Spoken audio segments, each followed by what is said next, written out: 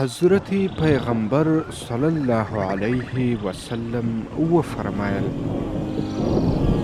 که تاسې لکه څنګه چې هغه د توکل وړ دی پر الله باور او توکل ولرئ، ستاسې روزي هم لکه د مرغانو در رسوي.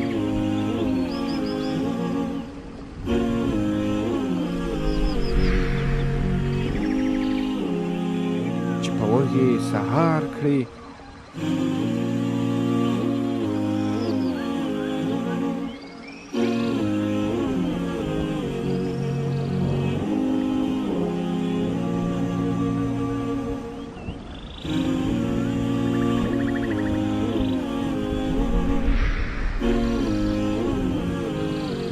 شپې ته یا ماړه راګرځوي.